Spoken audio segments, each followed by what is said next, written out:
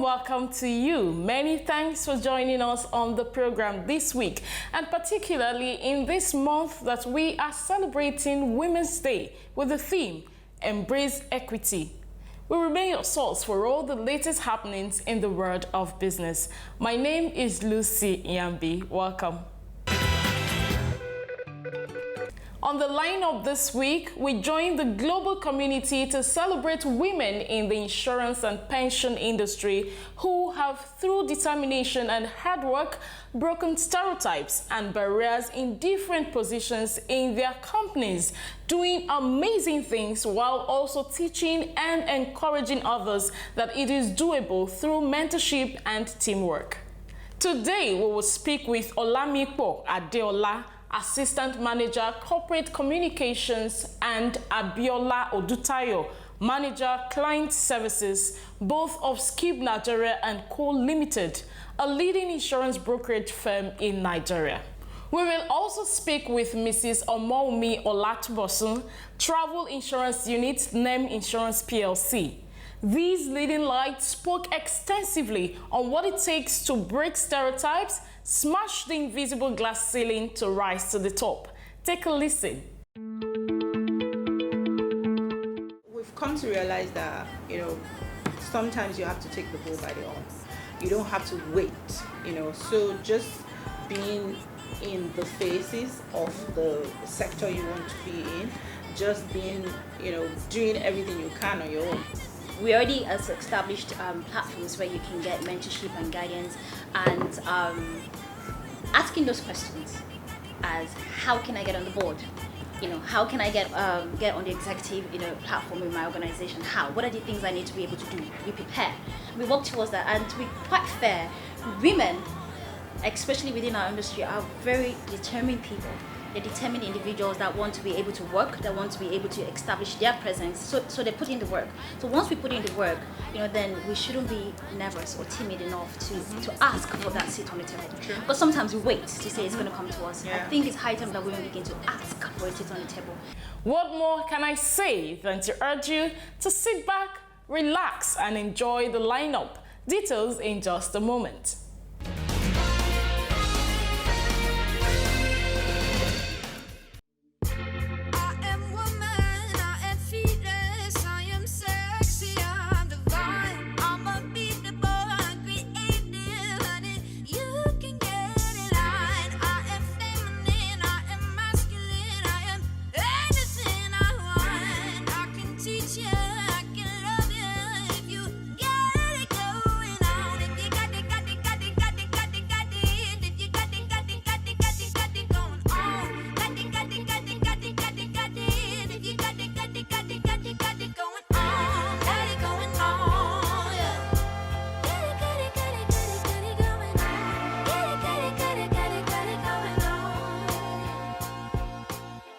International Women's Day is celebrated across the world on March the 8th.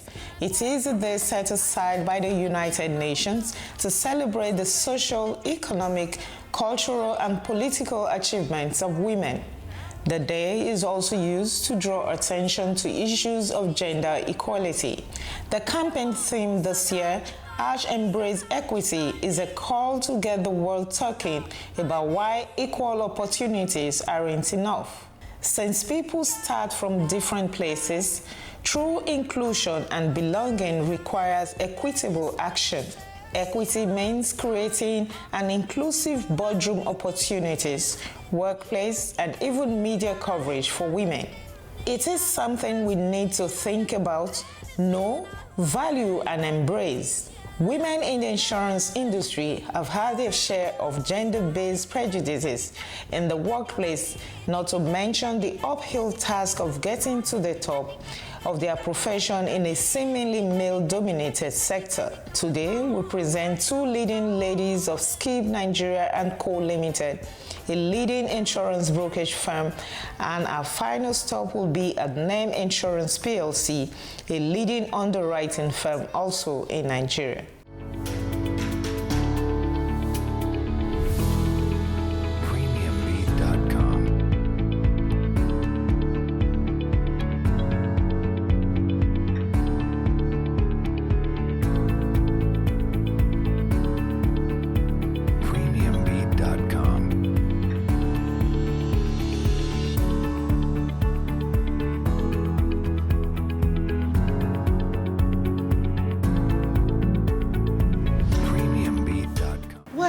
in my view, I want to agree and disagree with you as regards it's been male dominated, because I think, you know, we can talk about it male dominated in the past, but I think we've evolved over the years. The sector have evolved over the years, and you have women in top positions. You have, you know, about 4 or 5 insurance organizations that have women as their CEOs. You have some EDs as women, you know, so it's been male dominated. I don't think, as of today, I don't think that's right. And like I said, it's been evolving over the years. More opportunity are being given to women, you know, to be up there. Women are putting the hard work as well, you know, to ensure that, you know, they're leaders in that industry, as it were. So I think for me, women are dominating the industry as of today, as far as I'm concerned. I entirely am in agreement with what Biola said, you know, but if we run through the numbers, we do agree that we have more male presence, you know, in that aspect. However, I agree with her in the sense that we have very strong women that have grown up, you know, risen up to lead, you know, notably, you know. And the good thing is we might not be able to speak to the process it took for them to get there, but they're there. And they're not just simple people. They're not just holding simple positions. They are forced to reckon with, you know, and they being in those positions right now, you know, are somehow triggered and influenced younger generations coming up that whatever it took for them to get there, you know, be it their professionalism, their integrity, their determination, you know, is something that we, the younger people, are aspiring to be.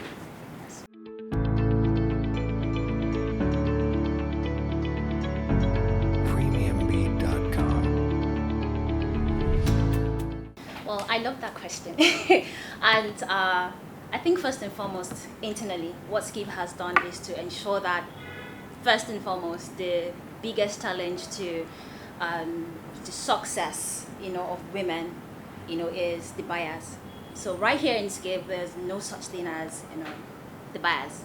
So there's no such thing as a specific role for women. There's no such thing as this is something only men can do or only women can do. So Scib internally, there's no such thing as biases.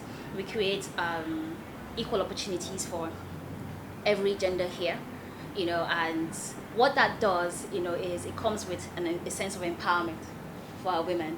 So our women are very conscious that we have not just the support, you know, of ourselves being determined, but we also have a support of an organization that throws its weight behind us to thrive, to prosper, you know. And what that also does in turn, you know, to the bigger industry is that we go out into the public, we engage with the industry, and we are confident, you know, and we thrive, you know, and those things has a way of, you know, improving and impacting on a larger scale of things.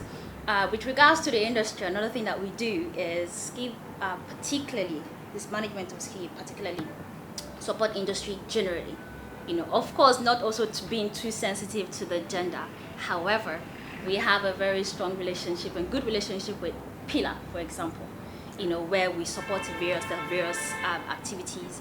Pillar is professional women in insurance, you know, and we are actively involved. In fact, there's a rumor that our MD even has a special name now because he's not just being a passive member, you know, not just being in support with regards to, you know, finances or participation, but he encourages what they do.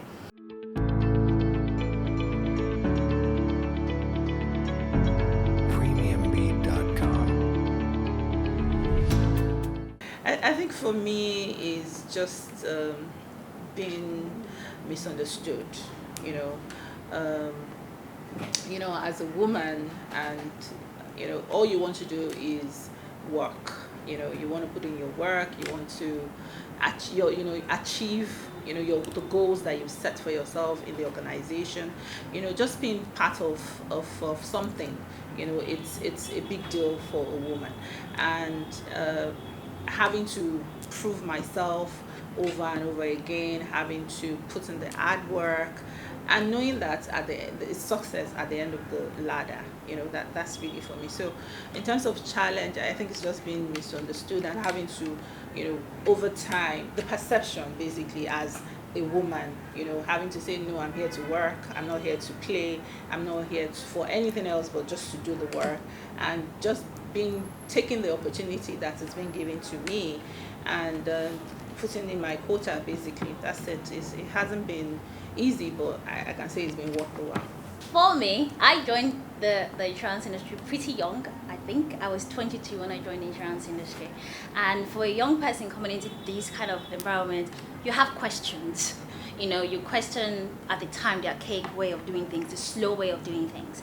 And I was also raised to ask questions, you know, however politely, to ask and to push. And you coming into an industry that was presumed boring, you know, for a younger person, you know, it was, I mean, unattractive, so to speak, you know, and heavily dominated by elderly people, you know, you begin to ask yourself, are you in the right place?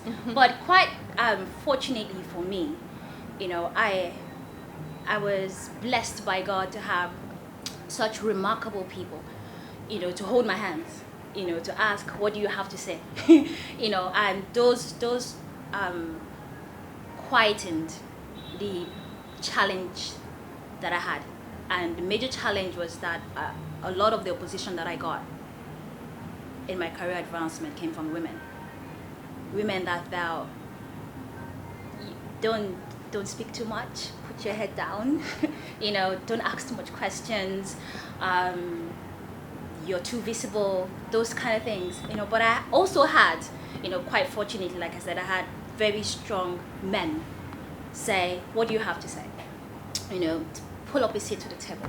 You know, you're young, yeah, but we want to have, you know, a different thought, you know. And I've also been blessed by remarkable women as well. Not a lot, but strong women that have held my hands through this process. So it's not as bad, you know, yeah.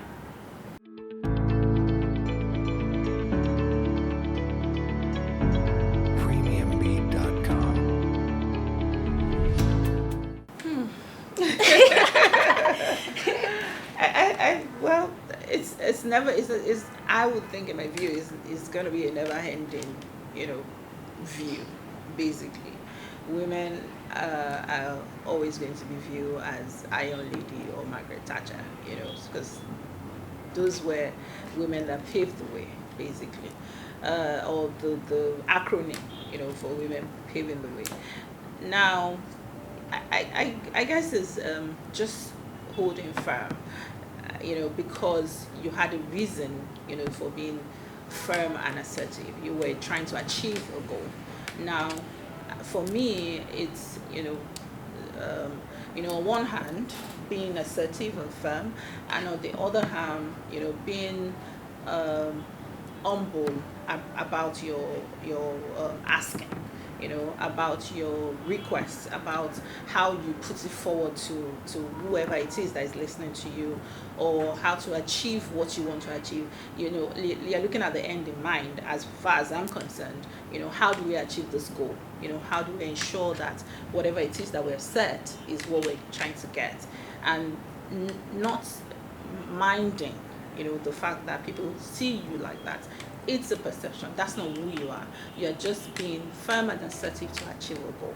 And, you know, just putting that at the back of your mind, you would pave the way. You know, just you don't have to, you know, keep thinking about the fact that people are going to, you've been termed Margaret Thatcher, and because of that, you're not going to do the work, or you're not going to, you know, put your foot down to ensure that the work is done. You know, so I think it's going to be a stereotype that is going to be there, but just knowing as women you're trying to achieve, you know, more in the industry or more in the world without looking at the stereotyping. I like it. Okay, so first, it's very important to establish that Margaret Thatcher was a phenomenal prime minister in the UK. You know, she was very firm, she was very thorough, you know, and so I don't see it as a negative stereotype at all. You know, it's a stereotype, yes, but I don't see it as negative at all.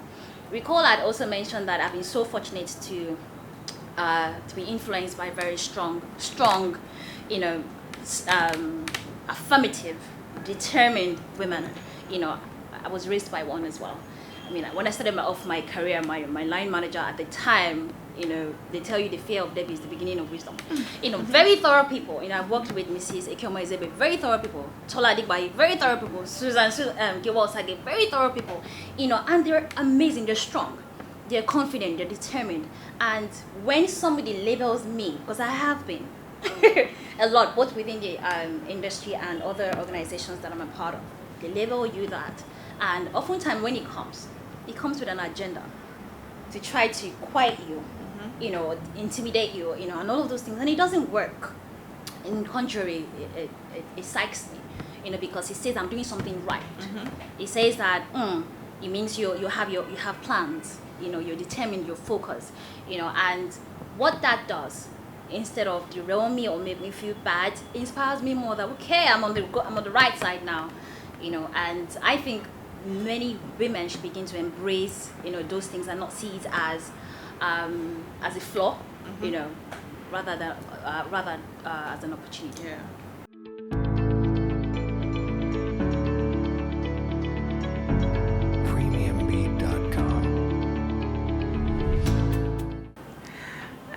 We somehow throughout this time that we've talked about the fact that, just realizing that we're women, realizing that in our careers, in our lives, we have different stages as women, right? We have the young, women coming into the sector. We have the ones that starts their career, they start off excited, they start off and then get married, and so just generally knowing that there are stages to this thing, right? And knowing that, when they come in, and knowing that it's not necessarily maybe when they're getting married, knowing that they're a young couple. Basically, you give them time off. We've seen the pandemic and we've realized that work from home can be a thing, right? So what is generally saying, no, when you do get married, you can get, time off to work from home, just to bond with your husband, just to bond with your wife, that period can be given, right, as a woman. When you do have a baby, the maternity time, it can be increased, or then having crashes in work environment, and then of course on the other side as well, as men supporting the women, knowing that if I have to go for a conference and somebody has to stick with the baby, why can't I as a man come take time off so that I can stay with the children, so that my wife can go for this training or my wife can go for this conference? It's something, just knowing that opportunity is there, there'll be more people, more women coming into so it won't be a case of, no, I don't want to do 9 to 5 because I can't have time for my children, or I can't have time for my home, and then because everybody becomes an entrepreneur, and then this side of the atmosphere suffers, so just knowing that those things can be in place will be a big plus. I think women first should and must continue to put themselves out there. Because sometimes it could look like your village people are the ones doing you, but really you're the one, restricting yourself and putting yourself within a cage.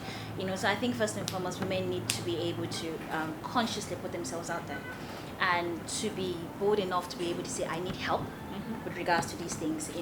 I've just married, I'm going to need a little bit of time to be able to do this. Not to worry, it's not going to affect my job, because I'm going to be up to game. I want flexible working hours, like she said, and if you have a record, of excellence, of not dropping the ball, if you have such a great record that you've built up over time, then asking for certain things, certain flexibilities will not come hard.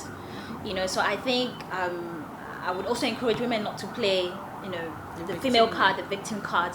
There's really no place for it, because you just could trample on other opportunities for other women. So I think generally, in the world at large, I think creating more opportunities for women to come on board, to come onto executive roles, is important.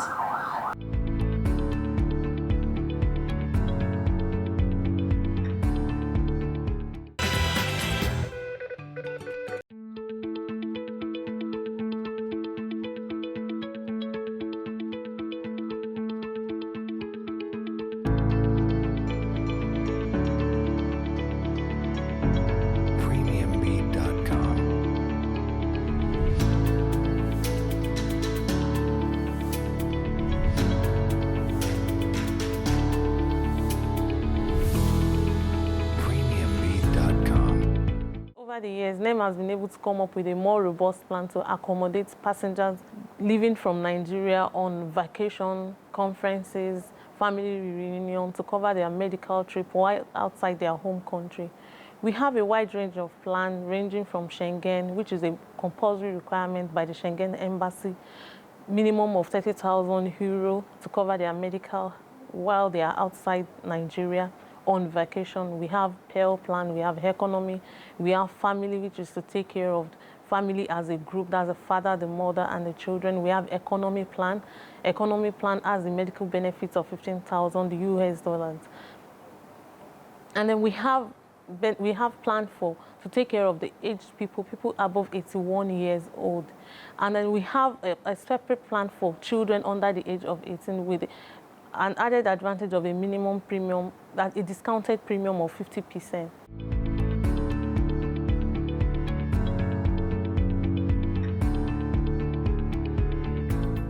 NEM is actually a company to reckon with. We are a rated company. We are financially stable. Our claims payments is a top-notch. Our service, we have a very robust, a very good service delivery. Our turnaround time is a top-notch. So NEM is actually a place to be.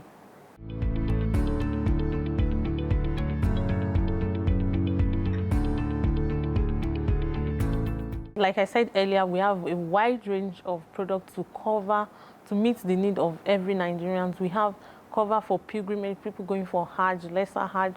We have plans to cover students, which enables them to stay outside their home country for 1 year at a stretch. It doesn't have a 92 days consecutive clause on it. We have plans for people going on vacation, tourism, conferences.